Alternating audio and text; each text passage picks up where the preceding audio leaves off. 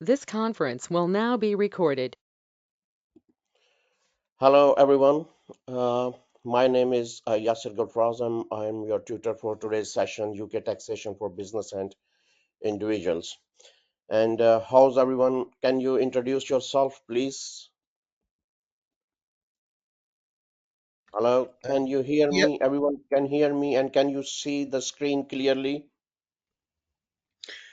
yeah, hi. Yeah, I can see the screen.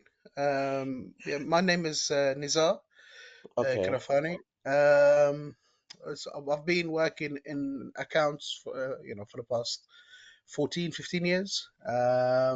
that's good. I've never, yeah, so I got, I'm mainly working in corporate. So I've never actually worked in practice. I want to kind of get the certificates and get qualified. So yeah, Oh, that's all right. So you already got any certifications or membership or not yet? Well, I had with ACCA, but I didn't kind of um, pursue it. So that's Oh, why I've okay. decided to join So you're IFA. using IFA for license or for certifications? Uh, well, license and Yeah. certification. Yeah, Yeah, exactly. So you're doing quite few units, not all of units. not everything. Yes. Okay, all right, okay. So anyway, my name is Yasir Gulfraz. I'm teaching accounting and finance and business management, MBA qualified, and also member of IFA, uh, associate member, and I'm working as a tax advisor as well. So Perfect. anyway, we'll discuss about learning outcomes one, and we will split this unit into two parts, half today and half tomorrow, because it's quite long units. If, as you can see, there are about 70 slides. Okay. Yeah. Okay. And first of all, sorry for inconvenience today. It was just because of some technical issues. So No worries. basically, this unit, as you can see, that learning outcomes understand advanced aspects of the UK taxation systems. So, have you got any idea about taxations or anything else? Um, I mean, I do. Yes. I do have, but not in depth. So Okay. yeah. Basically, this unit aims to help students understand the different techniques involved in taxation and how they apply to, individuals and businesses in the UK. Hmm. By learning about income tax, corporate tax, capital gain tax, and inheritance tax, you will be able to, interpret and communicate tax-related information to, that different sections or different, areas. So, Perfect. to- this is basically we will discuss. There are two main type of taxes. One is income tax, and another one is business tax. So income tax and insurance, in insurance to include scope of income tax, income from employment, income from self-employment, property and investment income, the comprehensive computation computation of taxable income and the income tax liability. So basically, that income tax is a tax imposed by the government on people's income, including wages, salaries, investment, and other source of income. Income from employment, income from employment, including wages, salaries, and other sources from an employer, such as bonuses and commissions. Income number third is income from self-employment, uh, self-employment income from business activities such as selling goods or providing services, or as well as other investments. Next one, he's talking about property and income. So property and investment income includes income from rental properties, dividends, and other investment. Then comprehensive computable of taxable income and the income tax liability. So this involves in calculating a person's total taxable income, which includes all sources of income, deducting allowance, expenses, and allowances, and calculating the person's income tax liability. Then Mhm. he's talking about national insurance contribution, national insurance uh, for employed and self-employed persons. National insurance contributions are deducted from an employee's wages, salary, and paid off to the government. Self-employed persons are required to make contributions in the form of class 2 and class 4 contributions.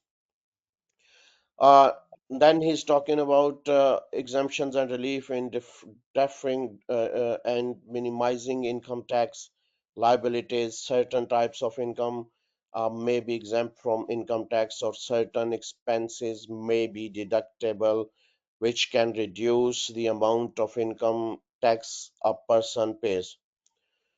Uh, then concept of residence, domicile, and deemed domicile. Residence refers to the location where a person is living. Domicile refers to the country a person considered their home, and deemed domicile refers to a person who's treated as a resident of another country for tax purpose. You Mhm. got it? Yeah, yeah, I'm following. Yeah, Okay. If any question, just ask me that. Okay, then I'll yeah, come back to you. So I'm just trying to explain in my own words because I'm not going through slides. Okay, so mm-hmm. I'm reading slides and same time I'm just trying to explain bit like now he's talking about chargeable gains and capital gain tax liability to enclose chargeable gains and capital gain tax uh, is and tax on profit from the disposal of certain assets such as shares, property. Gain or loss in calculated by subtracting the cost of the assets from Mm-hmm. its sales price. The gain is then taxed or a rate determined by the individual's tax rate. So, Yeah, a scope of taxation of capital gain, this is referred to the laws that governs the tax treatment of capital gains. These laws determine which types of capital gains are taxable, the tax rates applicable to different type of capital gains, and the deductions available to reduce taxable gains. So, basic principles of computing gains and losses. This involves This involves understanding the basic principle of how capital gains and losses are calculated. This includes understand the concept of cost basis, holding period, and the calculation of taxable gains or loss. So next, gains and losses on the disposal of movable and immovable property. Movable and immovable property, this means this covers the taxation of gains and losses on the disposal of movable and immovable property such as land, buildings, and other investments. So gains and losses on the disposal of shares, securities, this covers the taxation of gains and losses on the disposal of shares and securities such as stocks and bonds. So next is talking about the computation of capital gain tax. This involves, understanding the calculation and computations required to accuracy determine the amount of capital tax payable. This includes, understanding the timing and method of calculation, the applicable tax rates, and the deduction available to reduce the capital gain, taxable gain. So, any questions so far? Is that all right? yeah. No, that's okay. You know that you normally works on, I think so, income tax and national insurance when we talk about everyday accounting, or when you talk about thing comes into your practice. Is that Yeah, right? I think so. yeah, Normally you work on what is called VAT, VAT. yeah. VAT returns Yeah, and yeah. NI and tax. Yeah. Mhm. Okay, so is it 20%, I think, or 22%, sorry, right now, the current rate is for No, 20%. 20%, yeah, 20%. Yeah. So next is the use of exemptions and reliefs, deferring and minimizing tax liabilities arising of the disposal of capital assets, inheritance tax to include the scope of inheritance tax, basic principle of computing transferable of value. Inheritance tax is a tax payable on certain transfer of valuable made by an individual before or after death. You know, everything which you comes from, your forefathers, your father, or anything inheritance. Uh, it is levied on the value of assets transferred and is applicable to both lifetime transfers and transfers of value made of on death. The basic principle of computing transfers of value. Uh, this means that amount of inheritance tax due on a transfer of value is determined by calculating the net value of the transfer. This is done by subtracting any allowable reliefs, exemptions, and deductions from the value of the assets transferred. Then he's talking about like liabilities arising on chargeable on the death of the individual persons. When any individual dies, any assets owned by them become subject to inheritance tax. So the amount of tax due on these assets is determined by calculating the net value of transfer. So uh, this is done by subtracting any allowable reliefs, exemptions, and deductions from the value of the assets transfers. So calculation of inheritance tax liabilities. Tax liabilities are calculated in accordance with the tax laws applicable to the particular transfer. So generally, the value of the assets transferred in multiplied by the applicable inheritance tax rate. So any allowable reliefs, exemptions, and deductions are then subtracted from this figure to determine the tax due. So next, talking about payment system for inheritance tax liabilities. So tax liabilities are payable to the HM, Revenue Office, and HM Revenue and Customs. So payment can be made either through the HMRC's self-assessment system or by sending the HMRC check. So liabilities, next is liabilities arising on the chargeable lifetime transfers and on the death of an individual. So inheritance tax is payable on certain transfer of value made by an individual before or after death. So the amount of tax due on these transfer is determined by calculating the net value of the transfer. So this is done by subtracting any allowable reliefs, exemptions, and deductions from the value of the assets transferred. Exemptions, use of exemption in deferring and minimizing inheritance tax liabilities.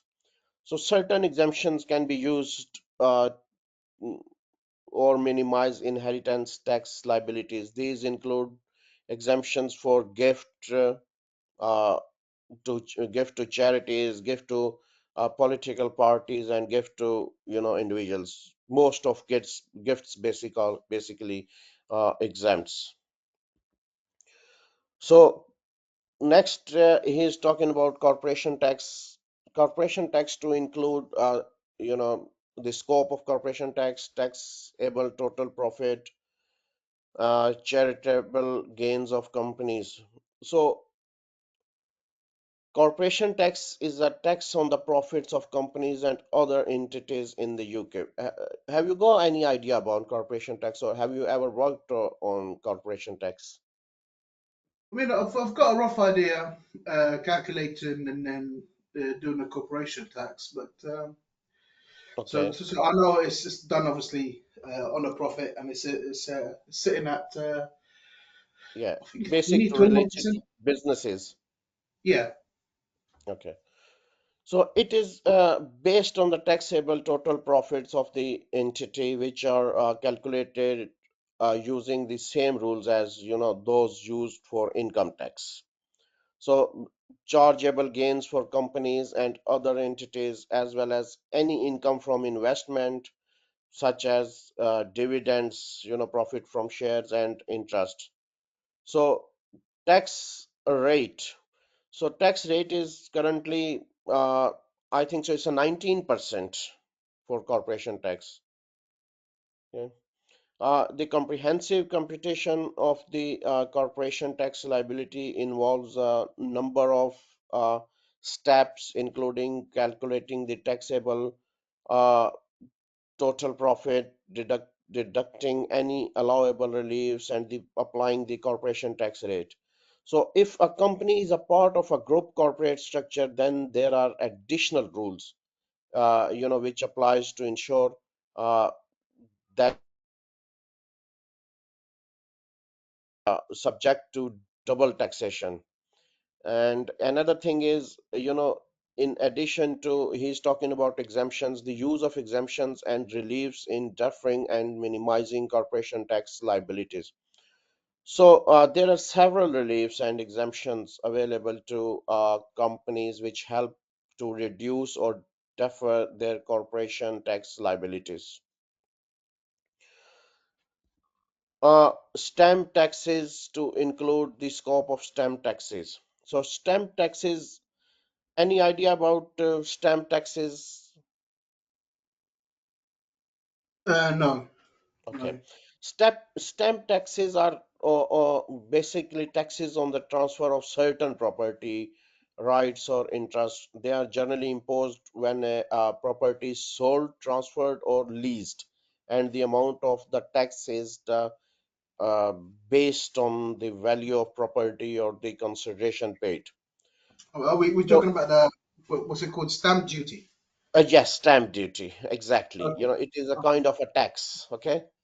Oh, see, yeah, which yeah. Okay. yeah, which goes to government. Okay, Yeah, some countries call tax stamp duties and some says taxes, stamp taxes. yeah. I'll see. Okay.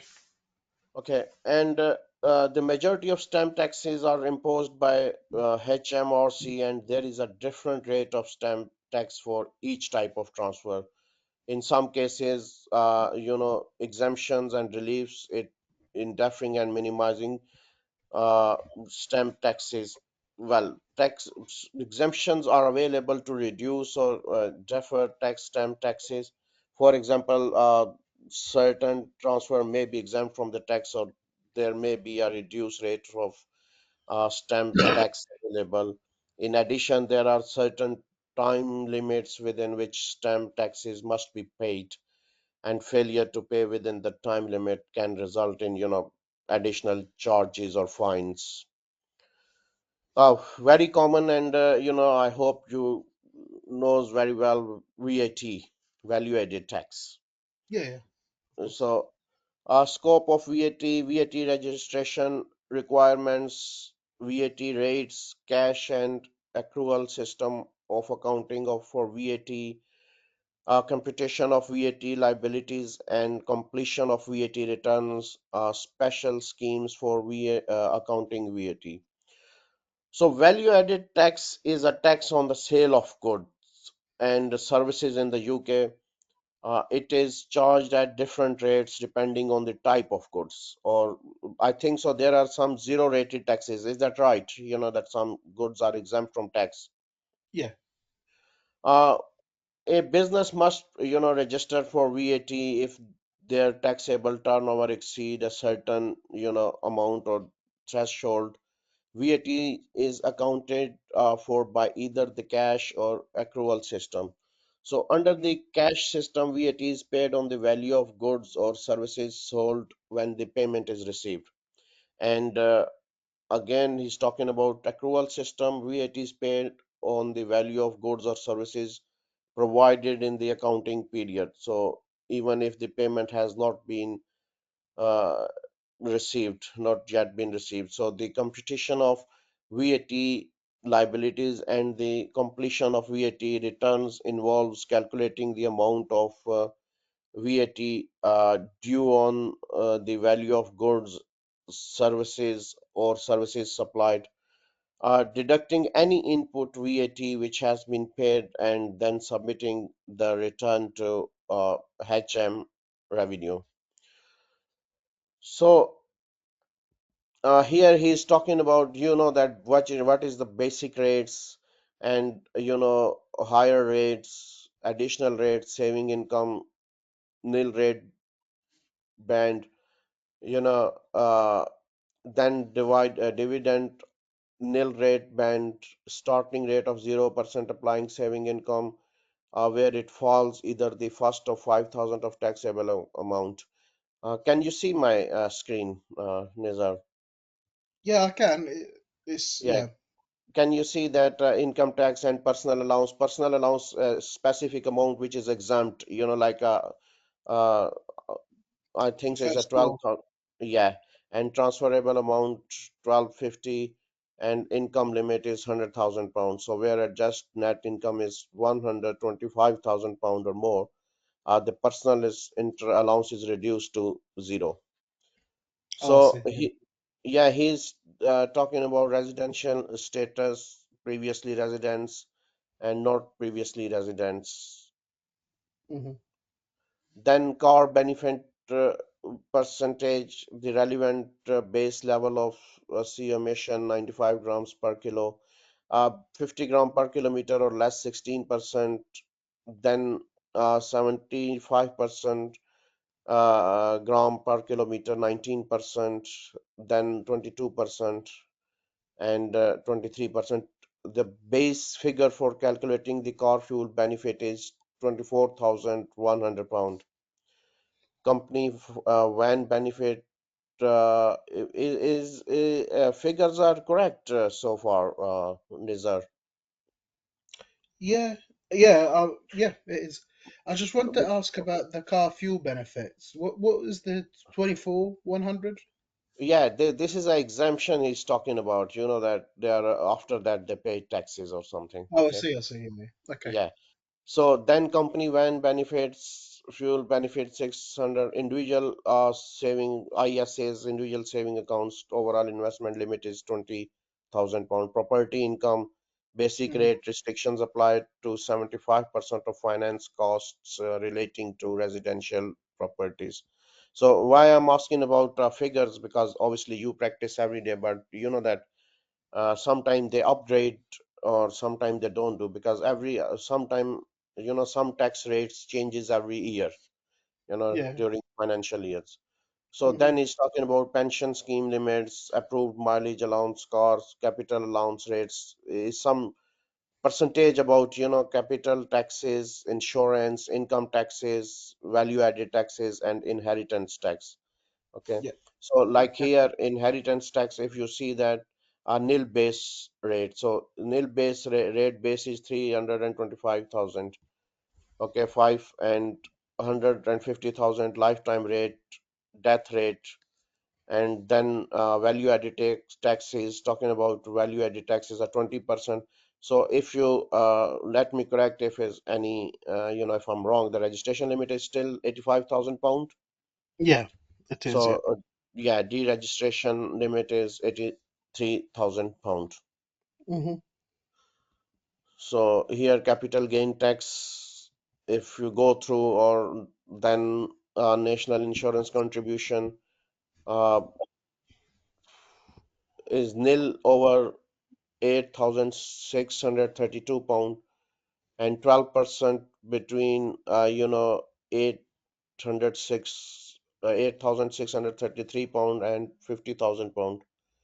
So is that correct rate, 12%? Yeah. And 50, Yeah.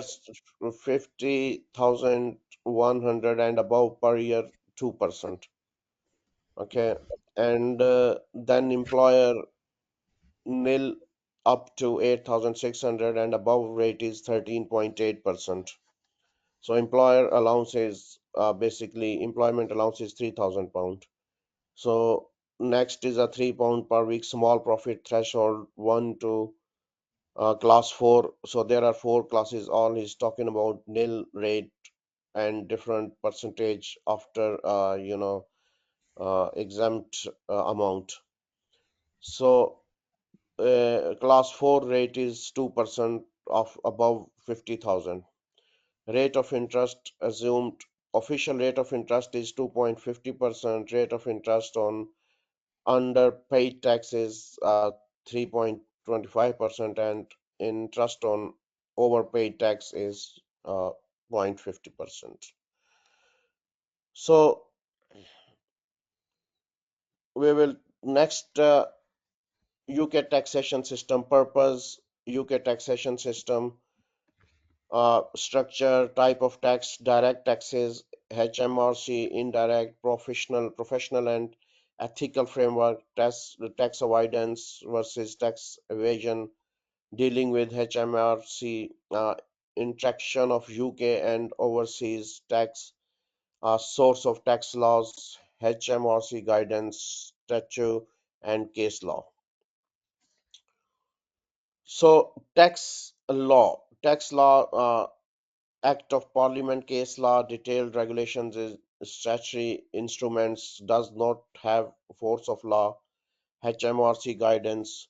So basically, tax law and guidance in UK tax law in the UK is contained in the legislation passed by the UK Parliament, and in regulations issued by HM Revenue and Customs. The UK tax system is complicated and constantly changing, so it is important to stay up to date. As I said, that when we were talking about rates previously, so you have to, stay up to date with current tax law and guidance. Taxpayers should seek professional advice if they are unsure of their obligations. Mhm. So UK, case laws and statute law. The UK legal system is based on both case laws and statute law. Uh, Case law is based on previous court decisions. That case laws, what is case laws? The previous course relation court decisions are basically known as case laws. Yeah. So uh, it is after Parliament, this is the primary source of law in the UK, and is known as primary legislation. Statutes may be amended or re-appealed by subsequent statutes. Case law and statute law are complementary and both from part of the UK legal system. If a dispute arises, the court will use both type of law to reach a decision. And the court must follow the precedent, like a previous cases. Again, precedent mean the previous case laws set in previous cases, so, but can also take into account any changes in the law or changes in society which may influence the decision. So this known as judicial interpretation. uh, it is very important to understand the difference between case law and statute law and how they interact. This will help you understand the legal system and navigate your way through the courts. Mhm. uh, Normally HMRC provide guidance on tax law and how to comply with it. Guidance include explanatory notes, manuals. You might get circulars, press release, and other documents. So you might some get information from HM websites. Also provides HMRC, I think also provides some type of advice and assistance to taxpayer through its helplines and online systems. Yeah. Taxpayer can find information about their own individual tax affairs of using the my account online services. This allow them to check their personal tax details, view their tax bills, and uh, VAT and capital gain tax and any kind of information related to their business or their sales. Okay. Any questions, Nizar? No, no, I'm all right. I'm good now. Okay. Can you hear me? No issue over voice or screen. Everything is okay. Yeah, I think it's fine. Yeah. Okay, next is business taxes, methods of operating a business. Business taxes, there are, the different kind of businesses like sole trader, partnerships, companies. Sole traders pay income tax on trading and partnership on trading profit, uh, pay capital gain tax on gains of business assets, pay class 2 and class 4 national insurance. Then companies pay corporation tax on trading profit, pay corporation tax on gain of business assets, pay national insurance, which is not in the syllabus. Hmm. So sole traders in the UK are, the subject to the same taxes as other forms of businesses: income tax, VAT, corporation tax, and national insurance contribution. So, as a sole trader, you are responsible for declaring your income to HMRC and paying income um, tax on any profit you make. So, uh, as we know that if your business turnover exceeds the current VAT, uh, uh, uh, Threshold. yeah, turnover exceeds the current VAT registration, which is, as we discussed, I think so, 85,000 pound. Uh, 85. Yeah.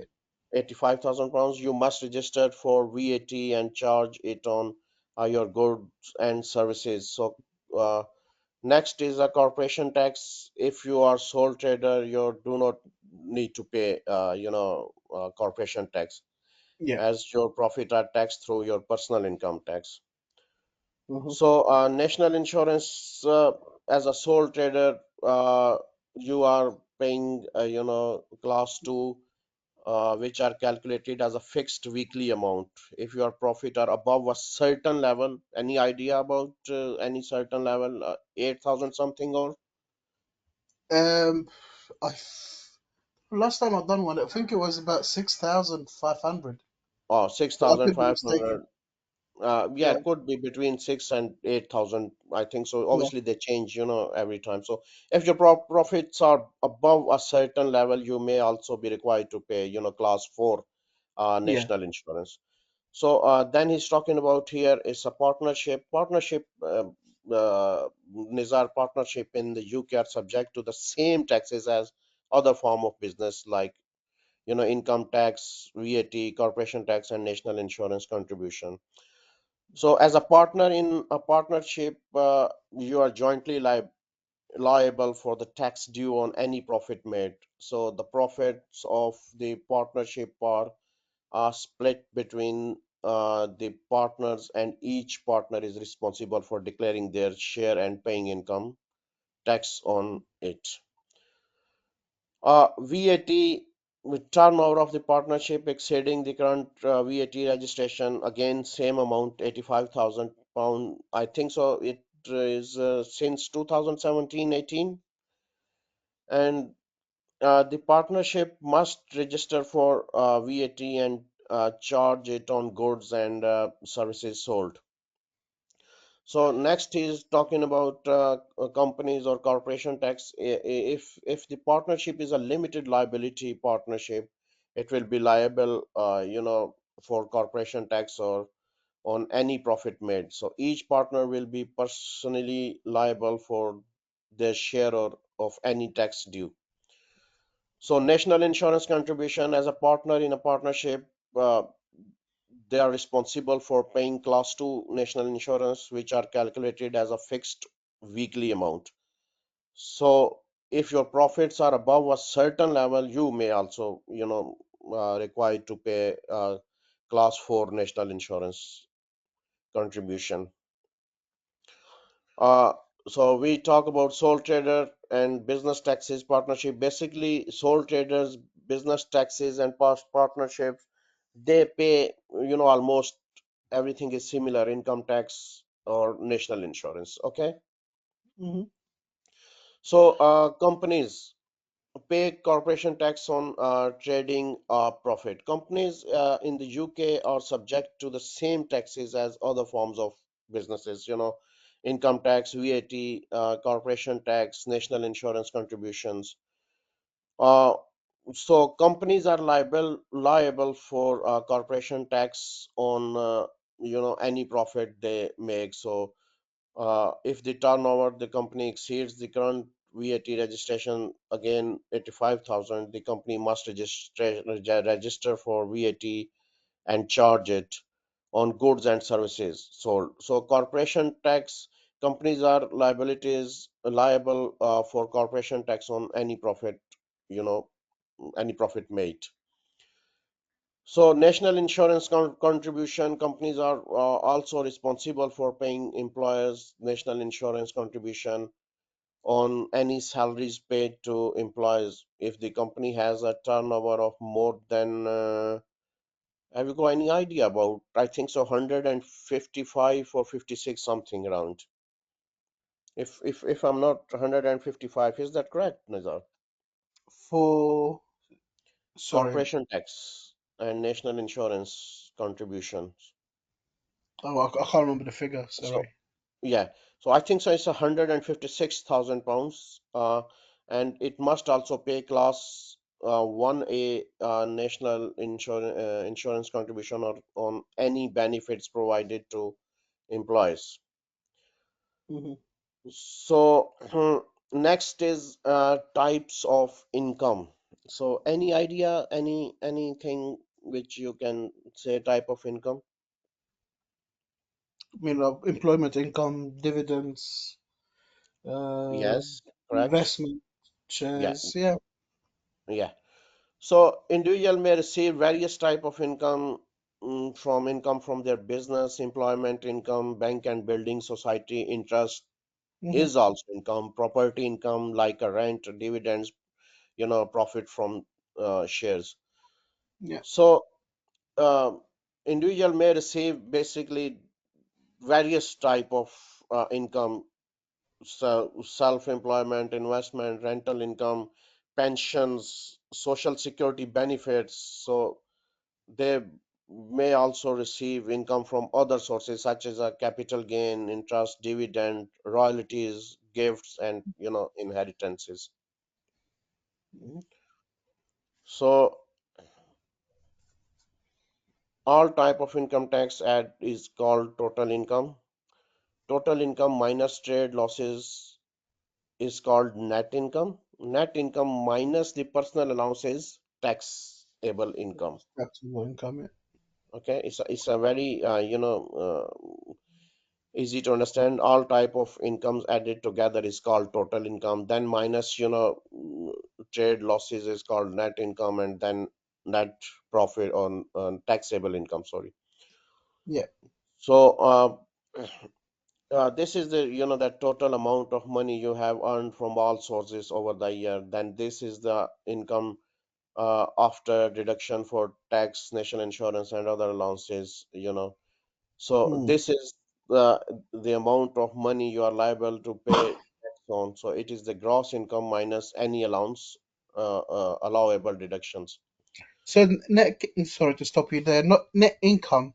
So the income minus trade losses is called net income. Uh, Yes. is that same as the gross income? Because Yeah, that's what. that's his gross income. The other name is a gross income. Yes, correct. Oh, the other name. Okay, yeah, fine. It's Okay. just yeah, That's the same gross profit, gross income, and net profit. Okay. yeah. Oh, so yeah, yeah, okay. Yeah. So allowable allowances may include pension contributions, charitable donations, and other tax reliefs.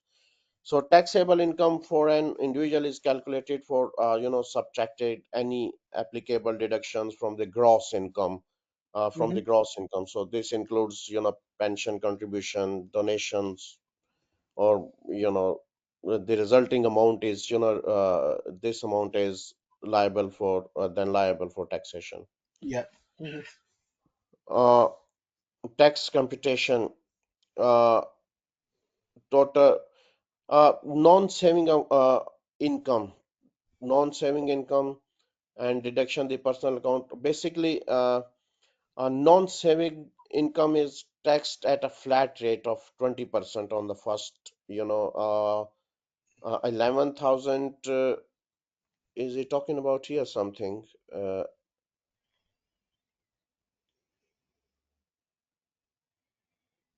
no, that's the 11,850, if I'm not wrong. Okay, and 1100. Let me correct if I'm wrong, but I think so. The figure is 11,800 or 850 pound of income. Any income earned above this amount is taxed at 40%. So saving income is taxed at a different rate depending on the individual's personal allowance. If an individual has a personal allowance of very common 12,500, then they will be taxed at 0% on the first 5,000 of income. Any income earned above the amount is taxed at 20% basic rates, and then 40%, and then 45% additional rate. So, dividend income is taxed at a flat rate of 7.5%. Then is a dividend which you get shares from, you know, is taxed at 75%, then at 32% higher rate, and then 38.8%. And any income earned above the amount. So, basically, the first 5,000 pound dividend income is taxed zero. Okay, and then dividend income within the basic rate band is taxed at 75% on the first 2,000 pounds, okay, of income. Then it goes up to 32.5% on the next 2,000 pound, and then 38.1% on any income earned above this amount. Okay, Hmm. Okay. yeah. So next is any idea about very common, in your practice might be tax evasion, avoidance, and planning. Uh, I think so for everyday practice for tax advisors or financial advisors and accountants.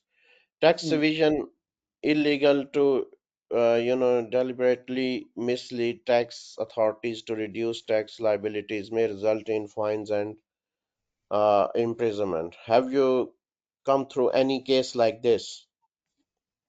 Not so far. Okay, okay. Mm. Uh, tax avoidance, tax evasion, basically two different concepts. Uh, Yeah. Tax avoidance is a legal make use of loopholes in tax legislations to reduce tax liabilities. You Hmm. know, so not normally tax avoidance refers to the legal and legitimate reduction of tax liability through the use of various tax planning strategies, while tax evasion is the illegal act if not paying taxes that are on. Yeah. So, on other hand, tax evasion is an illegal uh, activity that involves, deliberately concealing or misrepresenting income or assets to avoid paying tax on. This can include actions such as, is talking about failing to report income, claiming false deductions or exemptions, or failing to pay tax on. So, tax avoidance, tax avoidance is legal and an accepted practice, while tax evasion is illegal and can result in serious consequences such as a fine, penalties, and even imprisonment. Hmm.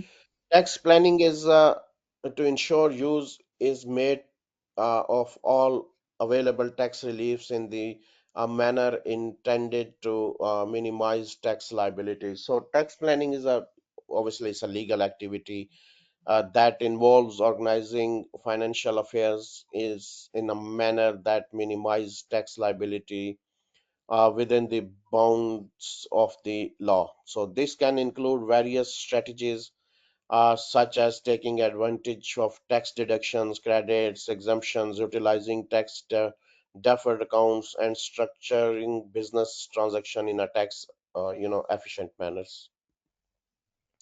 Hmm. So anything, any question? No, no, so far Okay. so good. Yeah. Okay, allowable and disallowable expenditures. Any idea about allowable and allowable expenditures and disallowable expenditures? Anything in your mind? Uh, no, not really. No. Okay, that's it. Allowable expenditure refers to expenses that can be deducted from a business taxable profit when calculating its tax liability. Yeah. Disallowable expenditures refer to expenses that cannot be deducted from taxable profits. Okay. Okay. So in the UK, allowable expenditures typically include expenses that are incurred wholly and exclusively for business purpose, such as a cost of goods sold or purchased for resale, then employees' salaries, wages, then rent or other cost or associated with business premises, uh, then office supplies and equipment, travel expenses, professional fee of accountant or lawyers, advertising and marketing costs. Hmm. Uh, Disallowable expenditures. So disallowable expenditures in the UK, expenditures that are not incurred wholly and exclusively for business purpose, like personal expenses such as clothing, living expenses, fines, penalties, depreciations, assets depreciations, and parking tickets, fines, penalties such as parking tickets, legal fee of criminal matters, and then capital expenditures such as the cost of buying assets that will be used in the business for a long period of such time as a property or machinery. Okay. Hmm. So next is analyze income and income tax liabilities relating to overseas aspects of organizational activities. So uh, if you work abroad, okay, if you work temporarily abroad, it is important to understand your tax obligations both in the UK and in the country where you are working. So Hmm. generally, if you work abroad, you will be subject to tax in the country where you work. Yeah. However, whether or not you are still liable for tax in the UK will depend on your residence status, so which is determined through the statutory resident test. Yeah. So you might know or you might work on it if you uh, work as a tax advisor as well. Hmm. If you work abroad for less than a full year, uh, I think so, yeah, full tax year or on a casual basis, you will likely remain residents and taxable in the UK. But you will need to go through the, statutory residence test to confirm this. So you may also need to file a UK self-assessment tax return to report your, overseas earning and claim any double taxation relief. Like most of people works in Middle East nowadays or some European countries, Hmm. so they have to assessment tax return and report you know uh, all overseas earnings and income, and claim any double taxation relief. So, if you work abroad full time for an entire tax years with a strict condition, such as spending less than 91 days in the UK and having fewer than 31 days less than 31 UK work days, so you are likely to cease being UK residents and won't be liable for UK tax on earning from outside the UK. So if you leave the UK, part way through a tax year or to work abroad under these conditions, you may be entitled to a refund on any pre-departure employment earning.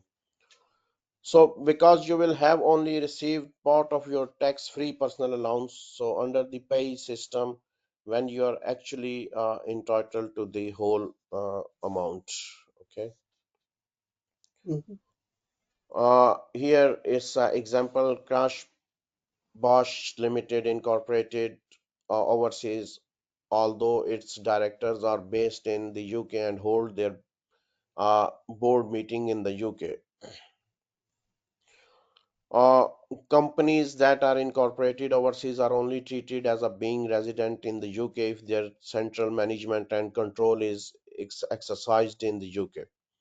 So since the directors are UK based and hold their board meeting in the UK, this would indicate that Crash Bosch Limited is managed and controlled from the UK, and therefore it is residents in the UK.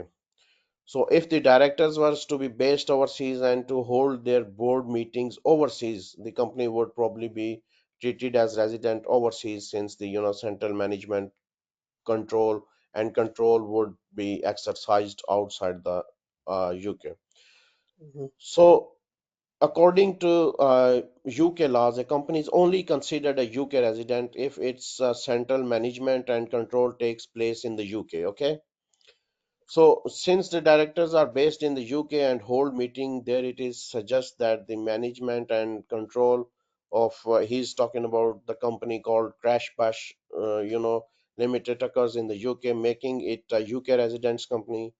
So, if the directors were based overseas and held board meetings outside the UK, the companies would likely to consider a residence of the country where the central management and control is located, which would be outside of the UK. So, so I've got a question here. If let's say the parent company or the headquarter of a company is based outside the UK, meetings, directors held outside the UK. However, services are performed in the UK.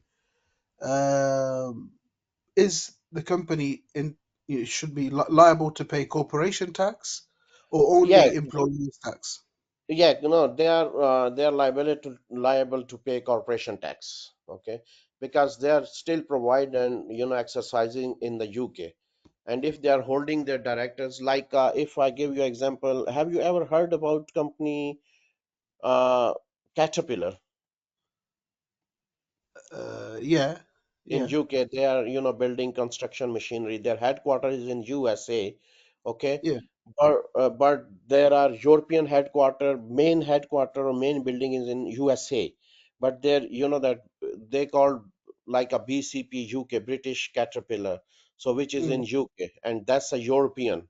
So again, it's like a branch, but they always work in the Europe, so they pay mm. corporation tax and everything same. Okay, Oh, I see. Okay. yeah, So so. what's the advantage of having a, let's say, an offshore company, or is that a complete different? When you say an offshore company, Yeah, what's the advantage? that's a basically kind of people are trying to that avoid taxations or tax or what is it called tax evasion or things like that. Mm, For mhm, some countries, I think so is offshore. The most famous company for offshore companies, uh, Virgin Island, I think so. If I'm not wrong, let me correct. Virgin Island. Okay. So basically, some countries are exempt from tax, and they give you you know a lots of exemptions and evasion mm. on taxes. So that's why company comes people look at offshore companies. Okay, Okay, I so see. and offshore company is you are not allowed to, you are not bound to show their whether you are owner or whose owner or you're fully detailed. You Right. understand? Okay. I So see. yeah, so sometimes that might be a different person is behind the business. Like might be it's my business, but you are running my business. Okay, Yeah. so you are not bound to. I'm not bound to show my business or anything else. Okay. Mm. Okay. Uh, anyways, so it is essential for companies, that to understand their residency status since it's affect their tax liabilities. For example, UK, UK resident companies are subject to corporation tax on their worldwide profit.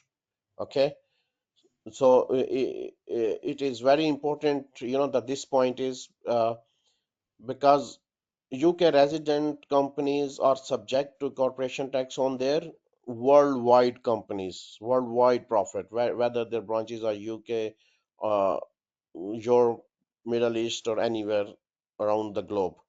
So non-UK residents companies are only taxed on the profits generated in the UK. Mhm. So in during the ending example 2 here, the year ended 31st March 2013, various limited a UK residents company received an overseas dividend of 67,500 net. Withholding tax was withheld from the divided at the rate of 15%. In various limited owns 50% or less of the voting power of the overseas companies, then the overseas dividend will be exempt from UK corporation tax but include as franked investment income. The amount of franked investment income is £75,000. So this is a percentage 6,7,500 multiplied by 100 divided 90. So various limited owns more than 50% of the voting powers of the overseas company. Then the divided will be exempt from UK corporation tax and not included as franked investment income. This is because the overseas dividend in group income. So, you know, basically, various limited UK company received overseas dividend of 67,500 pound net, which was subject to a withholding tax. He says 15%, and voting powers of various limited is 50% or less of the overseas company.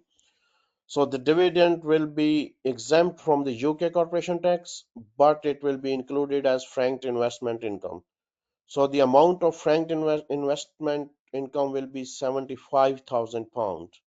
Okay, and then it calculating 65,7,500 multiplied by 100. Okay, divided 9. However, if the voting power of various limited is more than 50% of the overseas company, the dividend will be exempt from UK corporation tax and will not be included as a franked investment income. Uh, Mhm. this is because the overseas dividend is group income regarding overseas branch of a UK company is considered as an extension of the UK trade. Okay, and all 100% of the branch profit are subject uh, to UK corporation tax. So double taxation relief is then provided where an overseas branch profit are also taxed.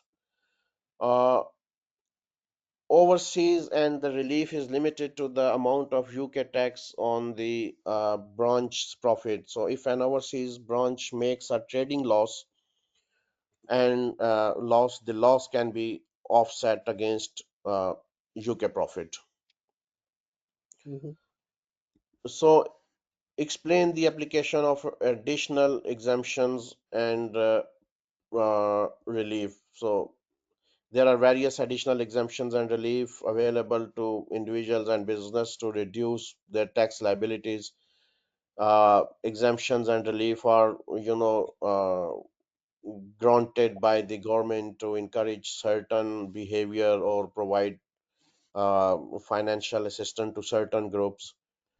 For individuals, some example of additional exemptions and relief, including, personal allowance, which is fixed amount of income that is not subject to income tax. So I think so. If we are talking about 22, 23 is 12,570. Okay. Then is a marriage allowance. This allow a person to transfer a portion of their personal allowance to their spouse or civil partner if they are less than the personal allowance. So this can reduce the tax liability of the lawyer earning spouse. So next is a gift add, uh, then capital gain tax, and for capital gain tax, this is the amount of profit an individual can make from selling assets before they are subject to capital gain tax. For 22, 23 is 12,000 something. Hmm. So and that's it. So capital allowances, then small business rate, entrepreneurs relief, this allowance, overall additional, exemptions and reliefs are important tools for individuals, businesses to reduce their tax liabilities and manage their finances. It is very, it is very important to understand the eligibility requirements and conditions of such exemptions and relief to make the most of them. Otherwise, as accountant, that people can get in trouble, and accountant as well. Okay. Yeah, of course. So capital allowance computations page, uh yeah, this one. So capital allowance computation set up separate column for main pool, special rate pool, short life assets, private use assets for sole traders only. Companies do not have private uses assets, contains cars with CO2 emission. Okay. Uh, in the UK, capital allowance are available to businesses to help them reduce their, tax liabilities on the cost of certain assets they use in their trades, such as equipment and vehicles. Uh, the main pool is pool of assets that qualify for annual investment allowance, which is normally called AIA, or writing down allowances, VDA, at the main rate, which is currently mm, approximately 18%. So assets that are included in the main pool include most plant and machinery, such as computers, office equipment, and furniture. Yeah. So the separate pool is pool of assets that do not qualify for AIA, or and are subject to special rate for allowance, such as integral features and long life assets. Hmm. Uh, then to calculate capital allowances, the business must add, up the total cost of assets in each pool and apply the appropriate rate of allowances, uh, as the AIA is available for assets in the main pool allowance, allowing the business to claim 100% deduction in the first year of purchase up to a certain limit. The WDA is available for assets in both the main and separate pools and allows the business to claim a percentage of the assets cost each year until the cost is fully deductions. Uh, yeah, annual investment allowance here he's talking about, which is 500,000 per annum from April 2014, 200,000 pound from January 2016, scaled down for a short, long period of accounting periods spanning 1st January, prorate AIA between periods either side of charges. See, the allowances, again, we just discussed, writing down allowance 18% in, yeah, as I said, approximately is 18% here, is main pool on reducing balance basis, 8% per annum in special rate pool, scale up, down months, 12 is short, long period of account, reduced writing down allowance. So, additionally, cars that uh, emit less than 75%, 75 gram, per kilometer CO emission are eligible for 100% first year capital allowance. So this means that the full cost of the car can be deducted from taxable profit in the first year of ownership, and cars that emit between 70 uh, 5 gram and 130, 75 gram and 130 gram kilometer of CO2 are eligible for an 18% allowance, uh, capital allowance, while cars that emit more than 130 gram kilometer of CO emission are eligible for an 8% allowance. Uh,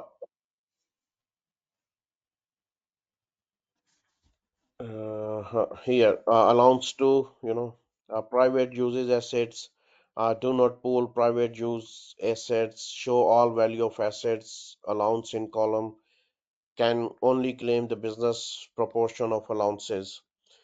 So when a business dispose of an assets that has been used for private purpose, a balancing adjustment may rise. Balancing adjustment are made to ensure that the tax relief claimed on the asset is fair and reflect the actual use of the assets. So if a business disposes of an assets that has been used for private purpose, such as a car, the balancing adjustment will depend on the original cost of the assets, the amount of capital allowances claimed, and the proceeds, the disposal of the disposal.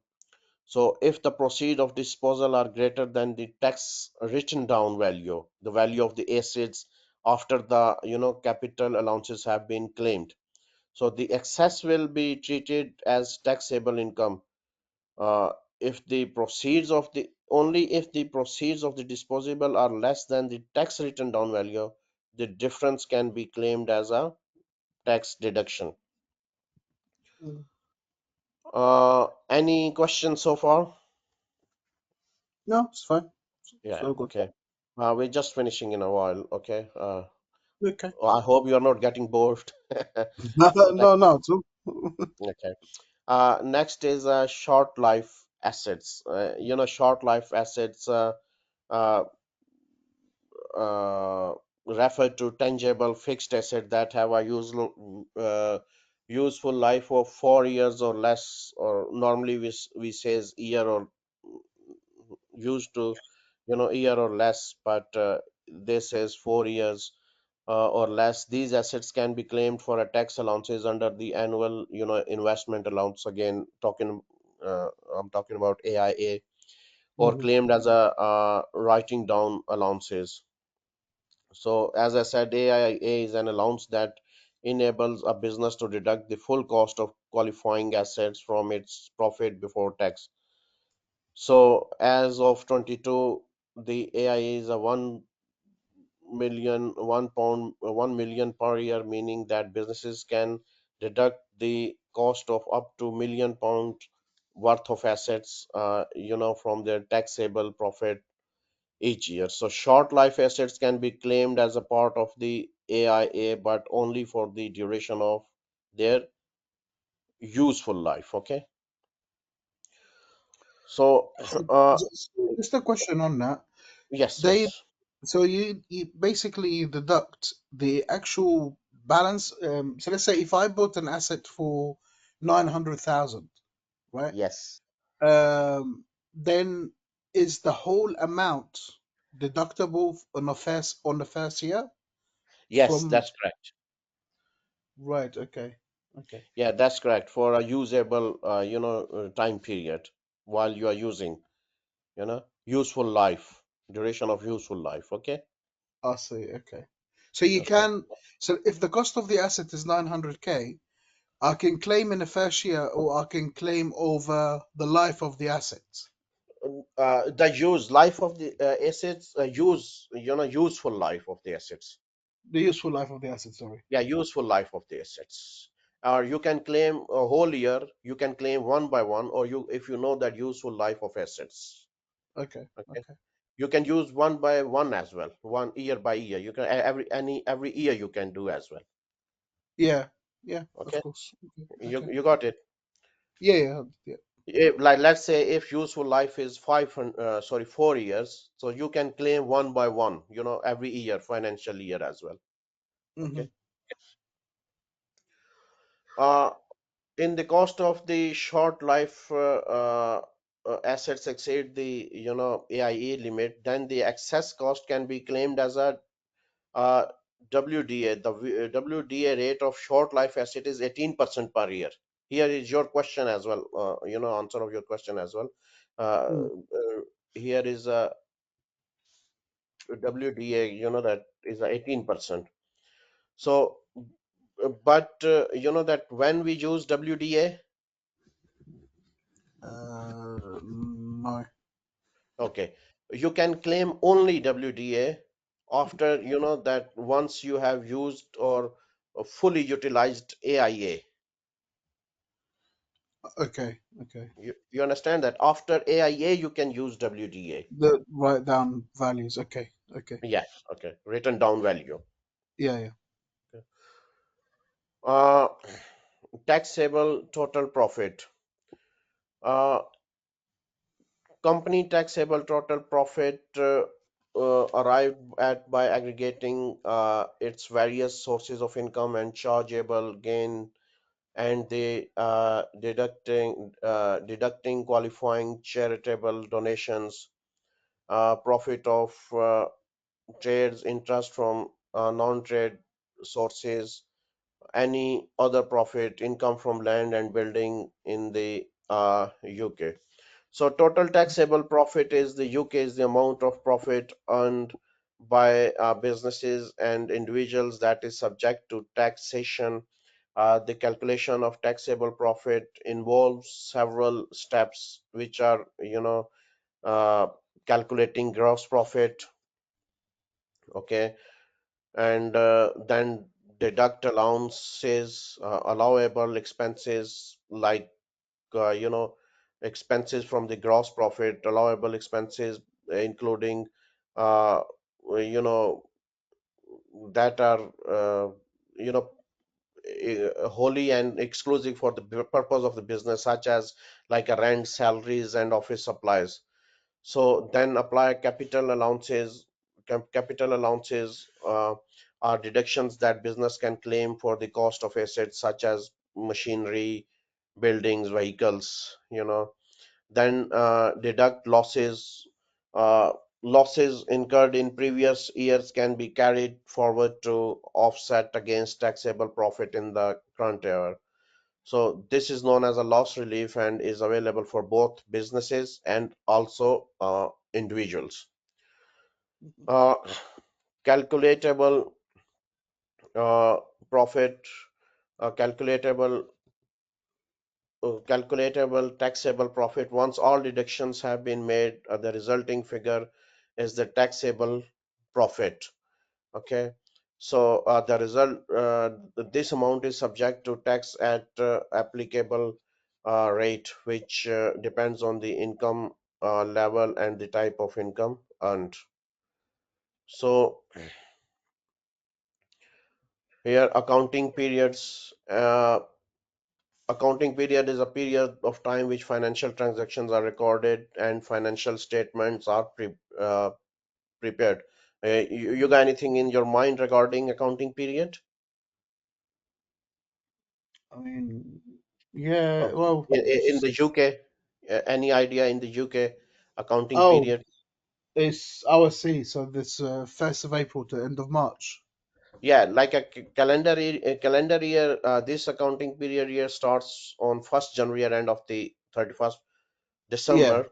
So yeah, many businesses and individuals use this accounting period as it aligns with the tax year and is easy to remember.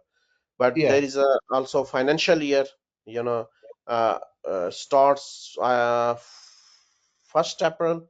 Yeah, 1st April To uh, 31st of March. to Yeah, 31st March. Okay, yeah. so this Yeah. period is often used by companies and organizations. So as it is aligns with the tax year for corporation. So And there are other is uh, sorry, yeah, carry on. with the corporation um, taxes or the corporation period, isn't it specified by company house when you set up the company? Yeah, it is specified by company's house. Okay. Yeah, so and it differs from one company to another. But then when you do your normal staff or self-assessments or payroll, then it is 1st of April to end of March. Yes, that's correct. Yeah, okay, yeah.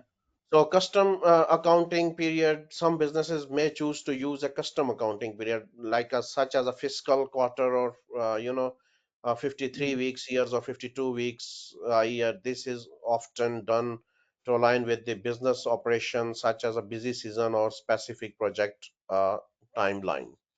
mhm. Okay, so that's it. We'll end up here today. Because as I said, it's a quite long, session, uh, Yeah, lecture. So we will continue tomorrow. Is tomorrow. that all right? Yeah, that's perfect. Just the last question before we go. In terms of reading material, like to kind of get prepared to write down the essay, is that something that you provide at later stage? You mean for assignment? Yeah, No, this is only material available. And if you go to, have you got your login learning management system? I do. Yeah, yeah, I do. Yeah. Yeah, yeah. If you go there, there are some books and some material. Or if you got any issue regarding your assignments, okay, Mhm. hopefully everything will be fine. Just Mhm. drop me an email, tutor dash management at ukversity.co.uk. I'll get back to you, and I'll make sure Mhm. that you get WhatsApp group as well. So you can message me there. So I will, that quickly respond you. So, Perfect. I will explain about assignment in our last learning outcome, which is about assignment session. Okay. Yeah. We will discuss later. So I will explain you everything. So. Fantastic. That's it for today, and we'll continue our session tomorrow as well. So, sorry for I've started a bit late due to some technical issues. Okay, That's okay. so hopefully I'll see you tomorrow at 11 o'clock, same time. And my name is Yasir, and if you got any question, drop me an email at tutor-management at ukversity.co.uk. Have a good day, Nizar, and thank you very much. Bye for today. Bye bye. Have a good day.